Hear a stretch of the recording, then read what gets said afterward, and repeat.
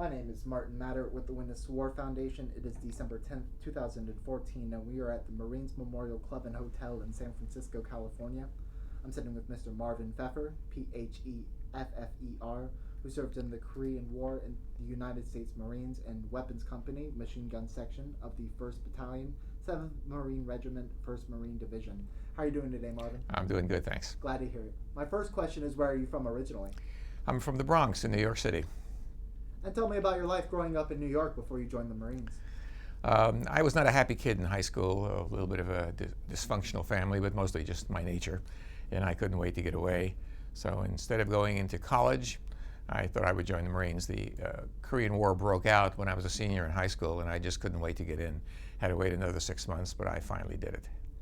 And any members of your family served in the military prior to? My sister's husband was a flyer, that is to say he served in the Air Force, did 25 missions on a B-19 during World War II, got shot down twice, and he was a little bit of a source of inspiration for me, someone I really looked up to. But I assume you were inspired not to join the Air Force. No, I don't like heights. And so tell me why the Marines drew you in as opposed to maybe the Army. Well, the truth of the matter is, and I would have never admitted it when I was a younger man, but the idea of being a tough guy with some of the panache and the reputation of the Marine Corps appealed to me. As I say, something I would have never admitted at that time. But that was really the thrust of it. And I did want to see combat. I wanted to see what it was like. I was only 17 years old, and that means I had more testosterone than Marines. So that the Marines called out to me, and that's who I enlisted in. And how did you convince your parents to sign for you to join at 17? Good question, because they did have to sign, and they were very much against it. I threatened my parents. I said if they didn't sign for me when I turned 18, in just about 6 months, I wouldn't need their permission, and I would go away and never speak to them again. My mother's last word as I was leaving the house was, "You're walking into a fire." So I convinced them by threatening them. And when was it that you joined the Marines? February 6, 1951. And once you joined up, where did they send you? Well, we went to Parris Island, which is a Marine Corps boot camp for people who grew up east of the Mississippi. And that was the toughest 11 weeks of my life. I didn't say the most dangerous, but the toughest. I thought I was stronger and smarter and quicker and wiser than I was. It was just a really humiliating and humbling experience. But it worked. They turned me into a Marine. Any drill instructors stand out in your mind? Yes, I had two. One was a great guy, and the other one was a lowlife. Our chief instructor, Corporal Carpenter, was a very fair, tough, nice guy. The second one, Private Morris, was a drunk, a real obnoxious individual whom we all uniformly hated.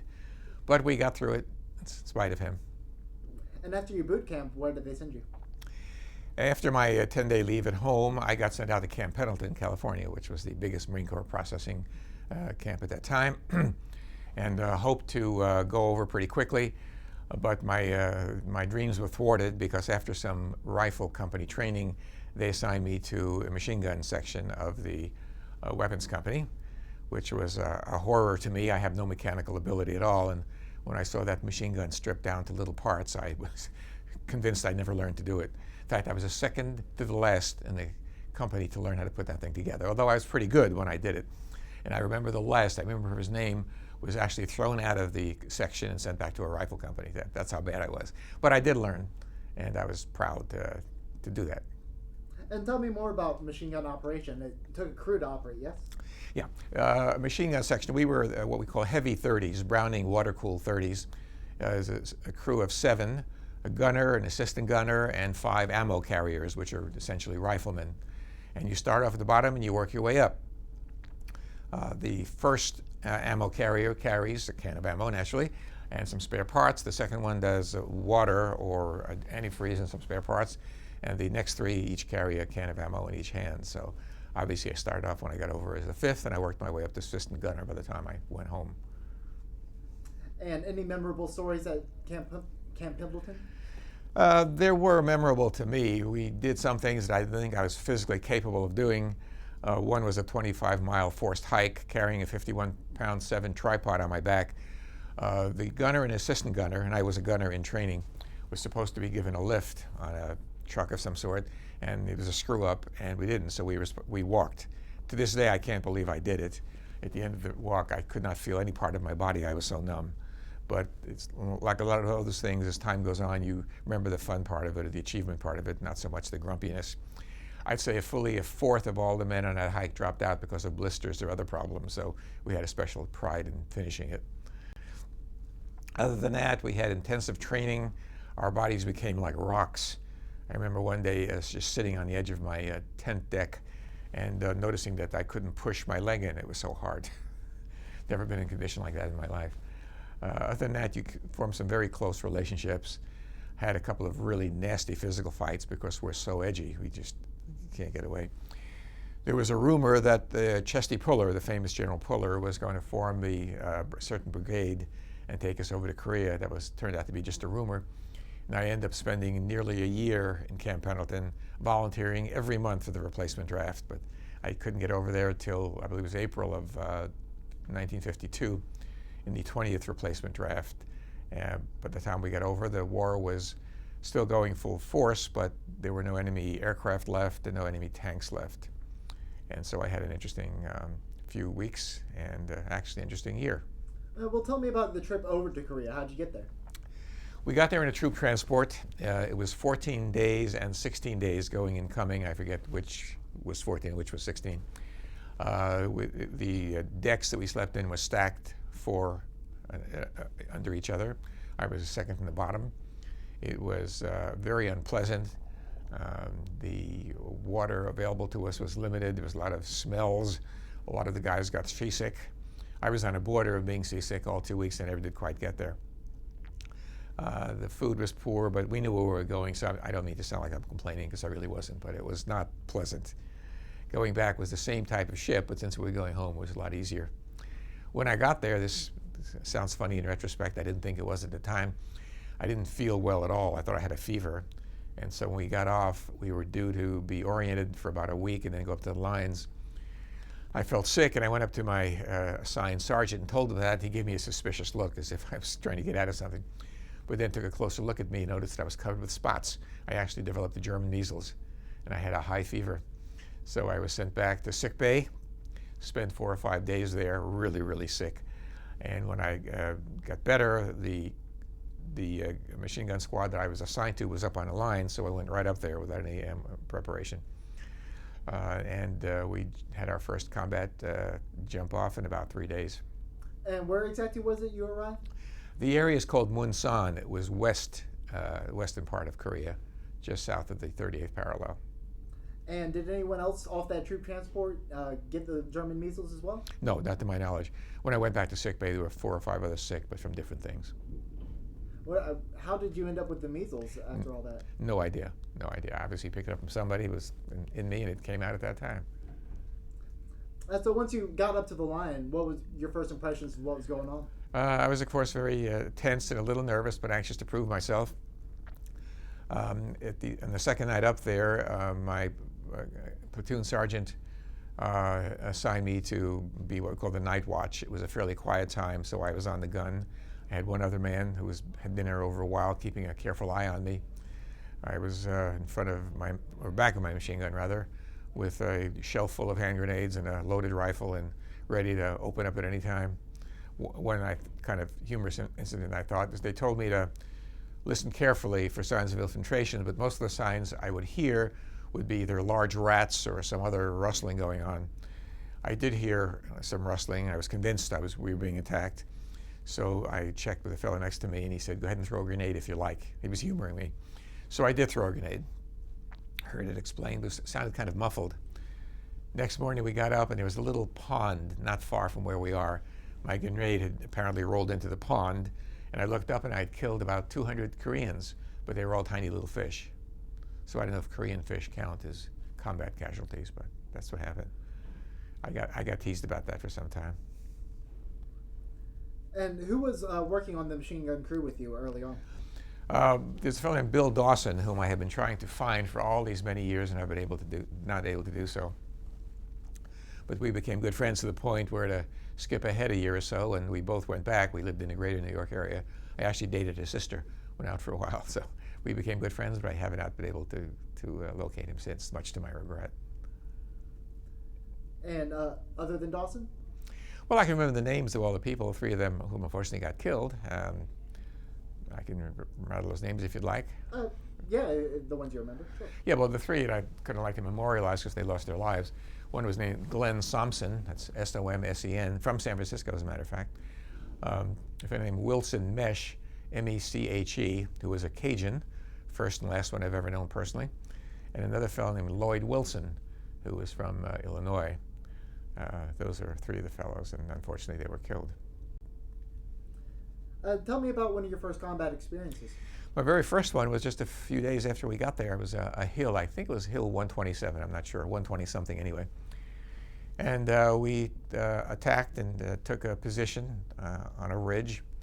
And I recall being down with my rifle and light shells coming in and thinking to myself, tell me about that first combat experience. it was a hill, a 127 I believe it was, and we attacked a ridge, and we're in a rice paddy. The rice paddies, as you may or may not know, are fields that have grooves filled in with water where the rice is actually grown, and then there are ridges between the two. But since it was combat, it hadn't been attended to in a year and a half. Excuse me. This was in the late spring, so they were all dry. And we lied down in the grooves, gave us some shelter from fire. And I remember the things coming in, and I'm being angry and wondering to myself, do I really have the guts to get up when I have to get up? And I recall hearing that Gonzalez was killed. This was a rifleman attached to us, and one of the kids, and I was furious. I never felt anger like that, and I knew I can kill someone then. So I held on to my rifle, and when they told us to move, I got up, ran up to the ridge, saw a couple of dead Koreans, or probably Chinese, and I felt that to my own mind at least, I knew I could do whatever it is I had to do. Luckily, I didn't have to do anything at that particular time. That was my first combat experience. I didn't shoot at anybody, but I sure got shot at a lot.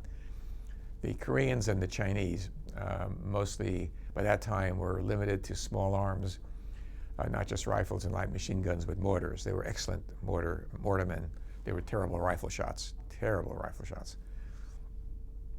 And what's the feeling like when you've got incoming fire? I hear it slows down pretty drastically. It does.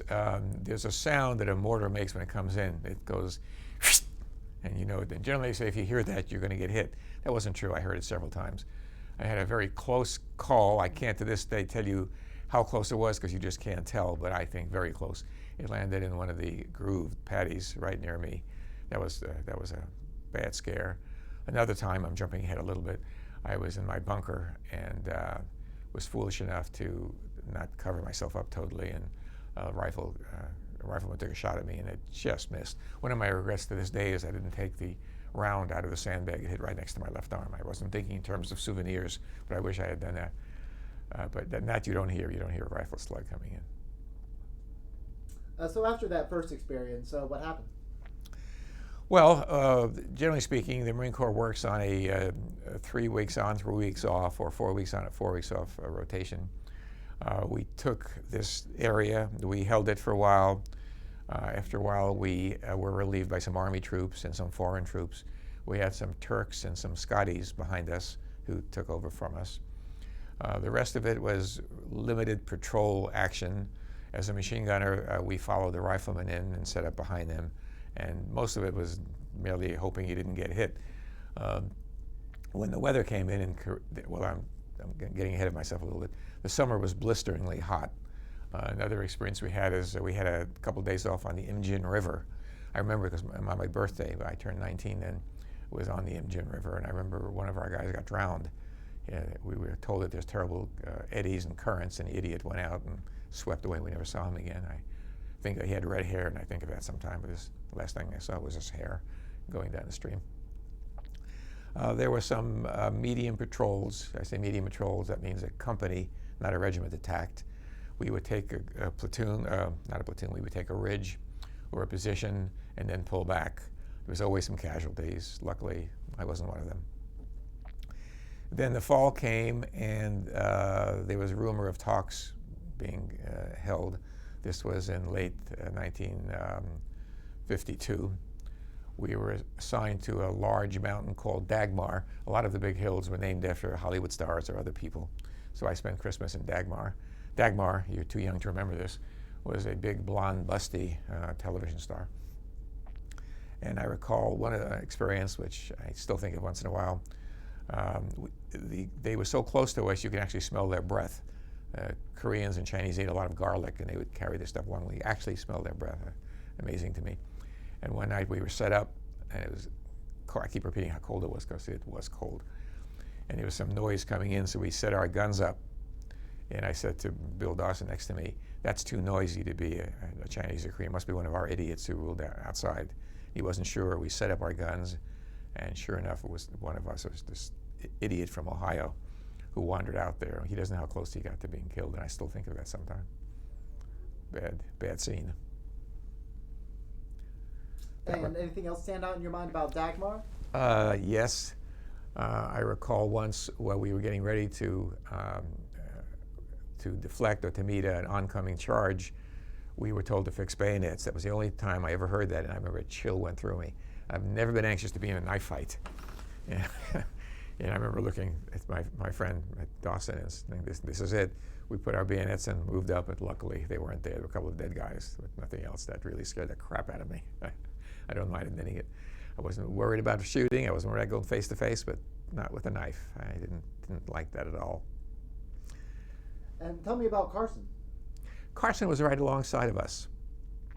And it was just part of the entire experience. I can only speak of Dagmar because that was when I was on. A little fuzzy in my memory where you may have moved over to Carson. I just don't recall for sure. But the worst thing that came to us, if you're ready to hear that now, is in October of '52, October 6th.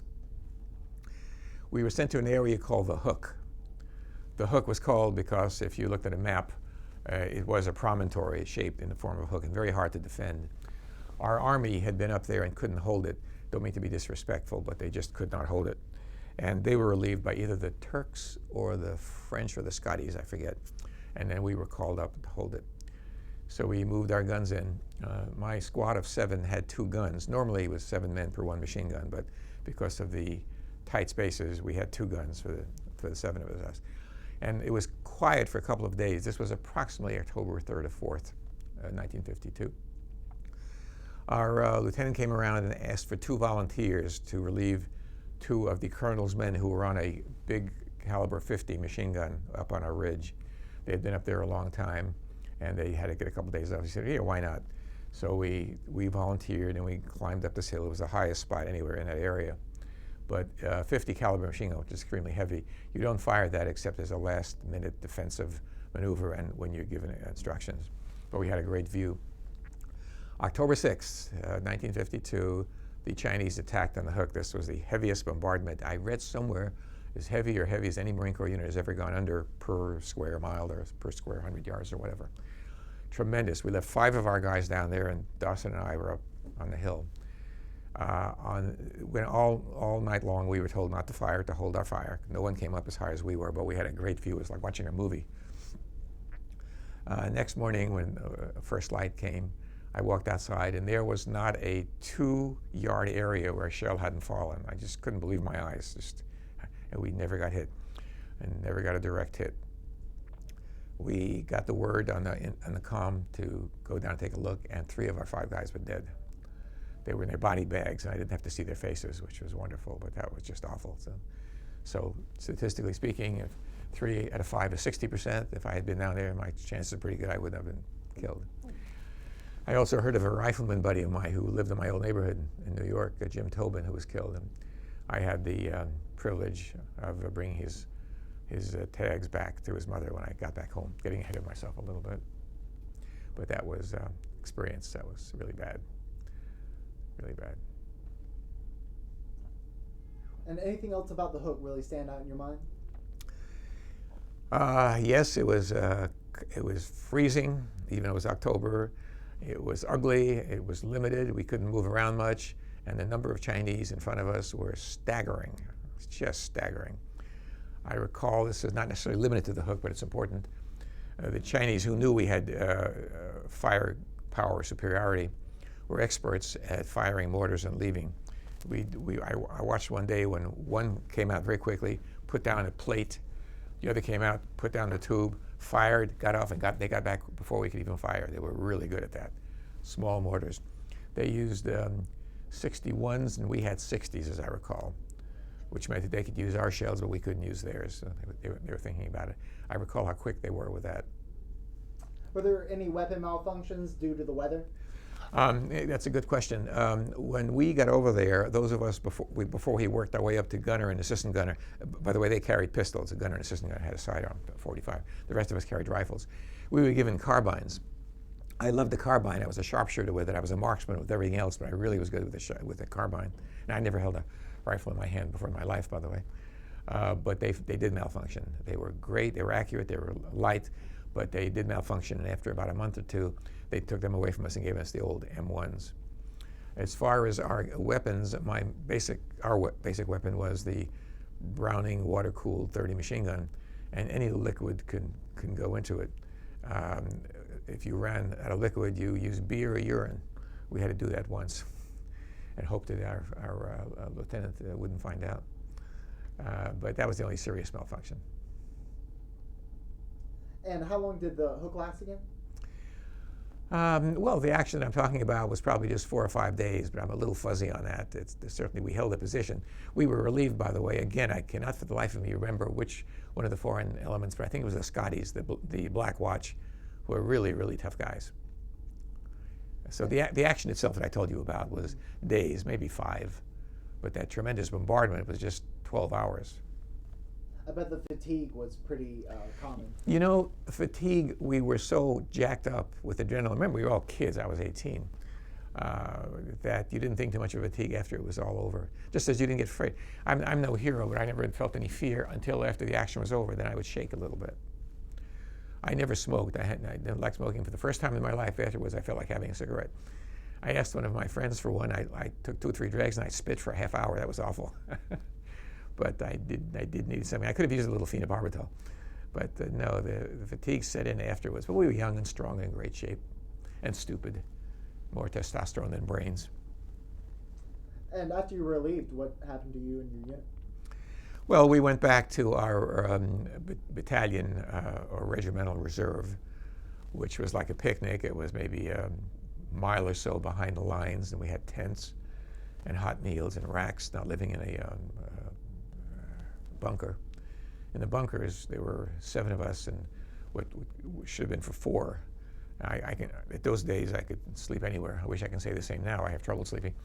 But I actually slept on the gun with my back on the leg of the gun. Didn't bother me. So it was nice to get back there and have hot meals and showers. But we were very edgy, really, really edgy. And what did you do to decompress after such a long battle? You just survived. They gave us beer. We had a beer ration. I'm trying to remember how much it was. I think it was 6 cans, maybe per day. But I'm not much of a drinker, and it was weak stuff, but we drank. We read letters from home. We wrote letters from home. Did some exercises. We had some cleanup duties. As I said, read a lot, but not too much. We were just happy to be there. And after the hook, of course, we felt badly about the guys who were killed. We wrote letters. I wrote letters to 3 of them, all 3 of them, and that was kind of sad.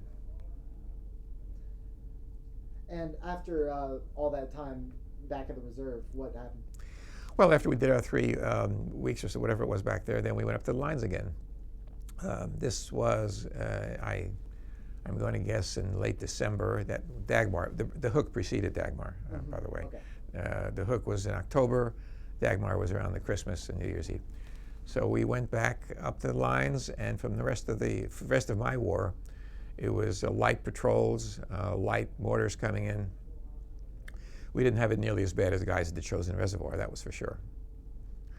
And as I say, patrols, and not too much else happening. I was anxious to get home by then, but just served out my time. Tell me about your time guarding Eisenhower's hotel. Yes, that was, I'm glad you, for 1 second, forgot about that. My mother and father, who were both lifelong Democrats, my mother actually voted Republican because Eisenhower said during his campaign he would bring the boys home from Korea. When he went home, we were in reserve, and they chose 30 of us, all just about the same size. I was 2 inches taller than I am now, to be his guard or his honor guard or whatever. And so I got chosen along with 29 others. They sent us back to Seoul, which was nice. We had an army barracks where we proceeded to make obnoxious fools of ourselves, teasing the soldiers back there who didn't deserve the crap we gave them. and we did a little drilling so we would look good in our patrols. We actually were assigned guard duty. I was assigned to one of the guards on the what they call the old Chosen Hotel, which is a great big hotel, which is still there in Seoul, by the way. But we never saw the president. The chance of assassination was much too high. There was a limousine that came out, and someone said, "That's the president." I don't believe it. It was somebody. But that was kind of boring. We did get a little extra time off. I took some great pictures. I wish I brought some along of Seoul, which was totally bombed out. But mostly it was rather easy duty. We got to fraternize a little bit with the civilians, with some of the young ladies there. We did not eat anything out there because there were no restaurants and the food was unassailable. I don't know what else to tell you about that. It was a good duty. I think it lasted a week. But I like thinking that we were part of President Eisenhower's honor guard. And tell me about your last couple days in Korea. The last month of Korea, which was, I believe, in May. You think I know the exact dates, but I don't. It was late. Yeah, it was late April, early May. While the war was winding down, there was still some sniping going on. But they took me off the front lines and sent me back to reserve. It was the only month I didn't get combat pay. I received combat pay 11 months of the 12 I was there. And I had what they call laundry duty. I was helped in the laundry process back there. It was fairly easy duty. I made one mistake, which I regret to this day. I was given the chance to re-enlist. I can speak German moderately well, and I could have had embassy duty in Germany, but it was a 2-year commitment. And I stupidly turned it down because I wanted to go home. I just regret that to this day. But that was about it. It was fairly uneventful. When we got back to where we mustered out, this is kind of a disgusting story, but they took stool samples from us to make sure we didn't have worms. And there were soldiers and Marines, tremendous numbers of men, and we all were given these little containers with our name on them and did our duty in there.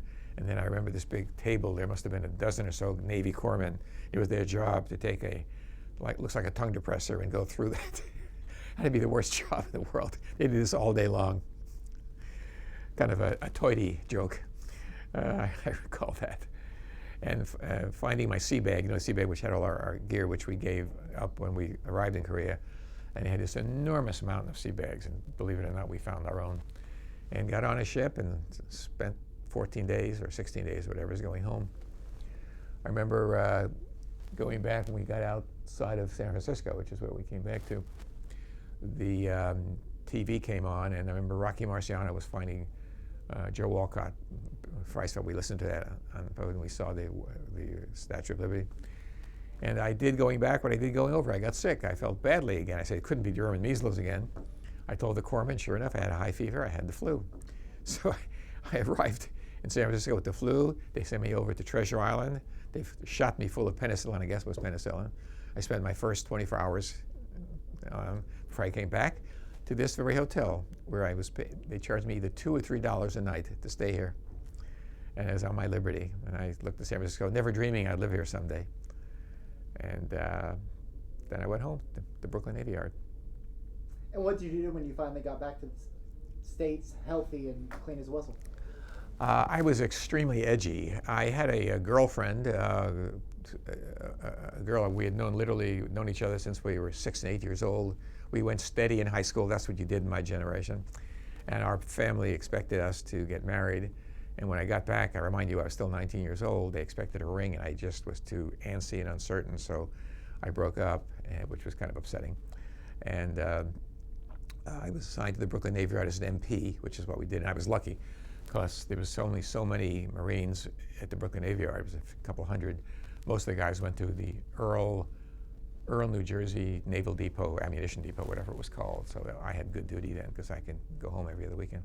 I lived in the Bronx. And I functioned as an MP. It was not a good time. I was anxious to get out, and other than driving sailors crazy, which was our specialty, we didn't do too much of anything except man the gates, man the shipyards. I was extremely on edge. I didn't know how much on edge I was.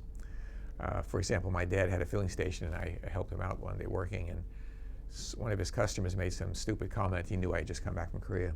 He had served in the Second World War, and he made some stupid comment about war is good for business or some other thing. And I threatened him. I said, if we have a next war, I hope that a bomb falls and kills you and your family. It's a stupid thing to say. I was just nuts.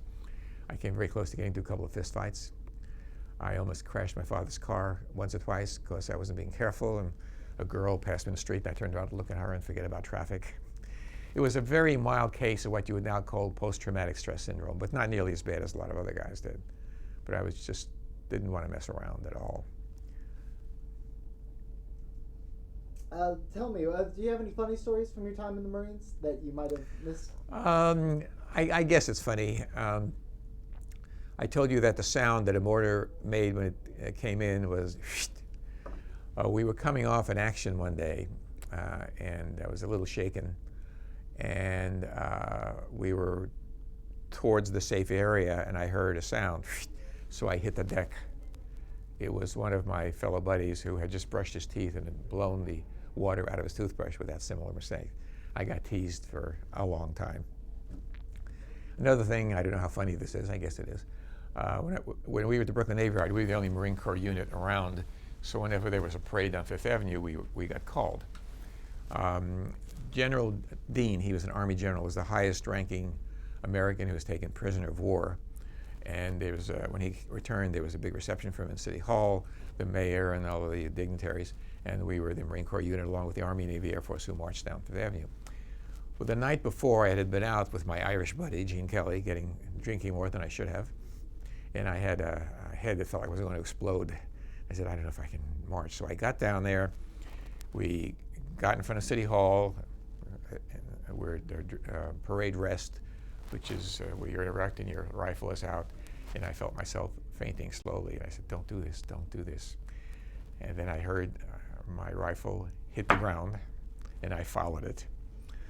And as soon as I hit the ground, I got up, and my buddies picked me up, and I got teased forever because I was the only one who collapsed. I actually fainted. It sounds funny now, and I was kind of embarrassed at the time.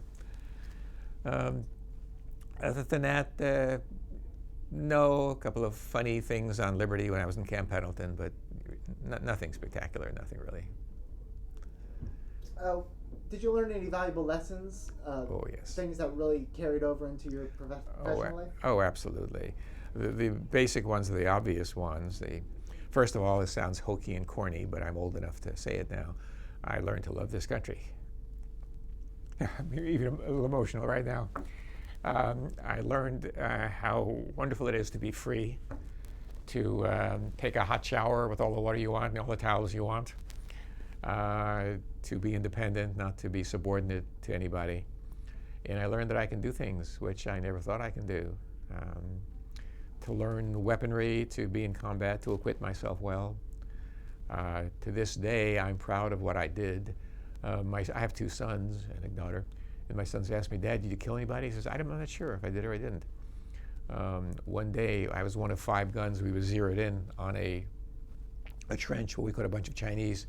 And we opened up, and there were arms and legs and heads flying all over the place. But I don't know if my gun got it. Maybe I didn't get any of them. Maybe I got all of them. I threw a grenade once over a ridge. I would guess I probably did not get anybody, but I may have. And I fired my rifle a couple of times. And just the knowledge of that gives me mixed feelings, but on balance, good. Mm-hmm. I value what I did. And it's given me a tremendous sense of patriotism and a respect, not just because of what I did, but tens of thousands of others did, of course, as well. And yeah, just the ability to be your own person. While I respected the people above me, I didn't like being subordinate.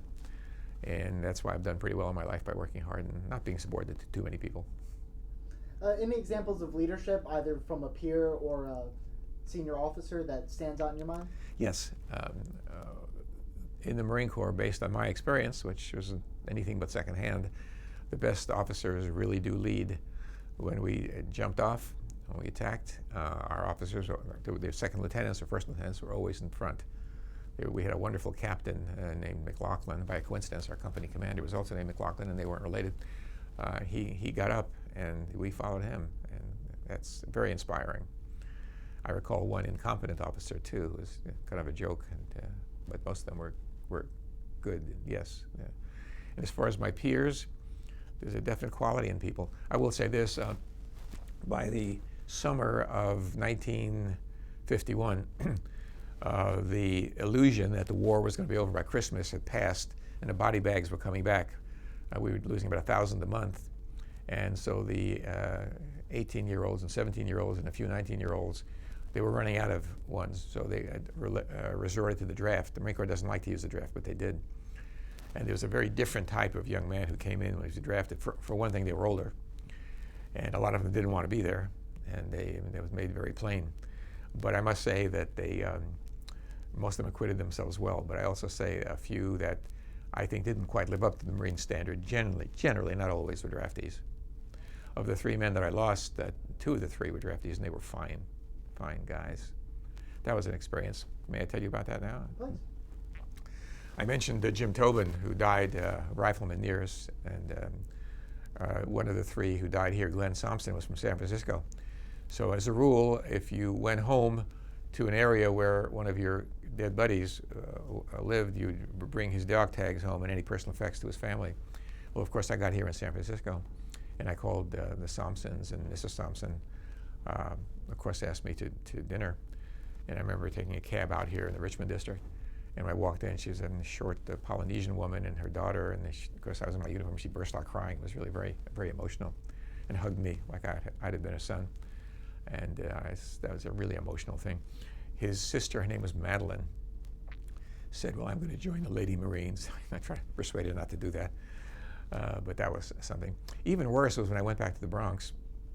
James Tobin, who lived, I never knew him back then, he lived about 10 or 12 blocks from me, and that was really sad. I remember my dad dropped me off to where they lived.